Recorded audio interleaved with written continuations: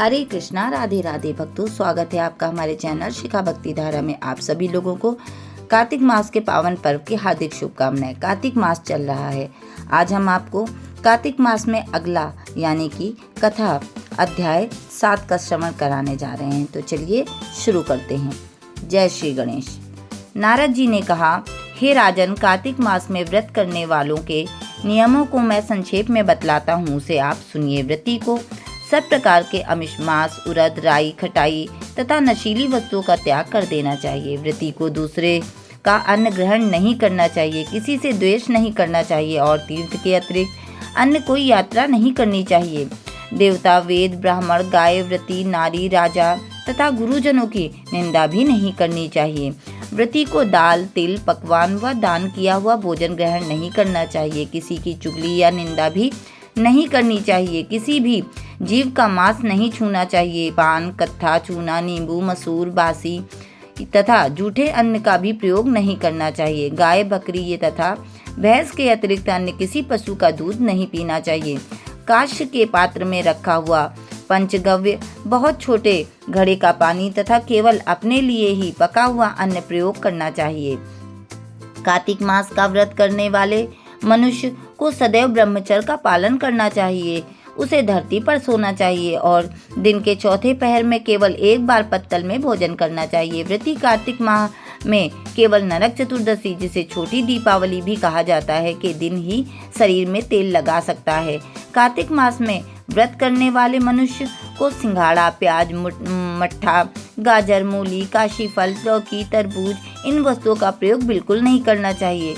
रजस्वला, चांडाल, पापी, मलेच्छ, पतित, व्रतहीन, ब्राह्मण द्रोही और नास्तिकों से बातचीत नहीं करनी चाहिए। भगवान विष्णु को प्रसन्न करने के लिए अपनी शक्ति के अनुसार चंद्रायण आदि का व्रत करना चाहिए और उपर्युक्त नियमों का पालन करना चाहिए। व्रती को प्रतिपदा में को कुम्हड़ा, द्वितीय को कटहल, तृतीय को तरुणी स्त्री, चतुर्थी को मूली, पंचमी को बेल, षष्ठी को तरबूज, सप्तमी को आंवला, अष्टमी को नारियल, नौमी को मूली, दसवीं को लौकी, एकादशी को परवल, द्वादशी को बेर, त्रयोदशी को मट्ठा और चतुर्दशी को गाजर तथा पूर्णिमा को शाक का प्रयोग नहीं करना चाहिए। रविवार को आंवला का प्रयोग नहीं करना चाहिए। कार्तिक माह में व्रत करने वाला मनुष्य यदि इन शाकों में से किसी शाक का सेवन करना चाहे तो पहले ब्राह्मण को देकर ग्रहण करें। यही विधान माघ माह के व्रत के लिए भी है। देवोत्थानी एकादशी से पहले कही गई विधि के अनुसार नित्य जागरण, गायन, वादन आदि करना चाहिए। इसको विधि पूर्वक करने वाले मनुष्य को देखकर यमदूत ऐसे भाग जाते हैं जैसे सिंह की गर्जना से हाथी भाग जाते हैं। कार्तिक माह का व्रत सभी व्रतों में श्रेष्ठ है। इसके अतिरिक्त जितने भी व्रत यज्ञ हैं वो 1000 की संख्या में किए जाने पर भी इसकी तुलना में नहीं माने जा सकते हैं, क्योंकि यज्ञ करने वाले मनुष्य को सीधा वैकुंठ की प्राप्ति होती है। जिस प्रकार राजा की रक्षा उसके अंगरक्षक करते हैं, उसी प्रकार कार्तिक माह का व्रत करने वाले की रक्षा भगवान श्री हरि विष्णु की आज्ञा से इंद्रादि देवता करते हैं। व्रती मनुष्य जहाँ कहीं भी रहता है वहीं पर उसकी पूजा होती है, उसका यश फैलता है। उसके निवास स्थान पे भूत, पिशाच आदि कोई भी नहीं रह पाते। विधि पूर्वक कार्तिक माह का व्रत करने वाले मनुष्यों के पुण्यों का वर्णन करने में ब्रह्मा जी भी असमर्थ हैं।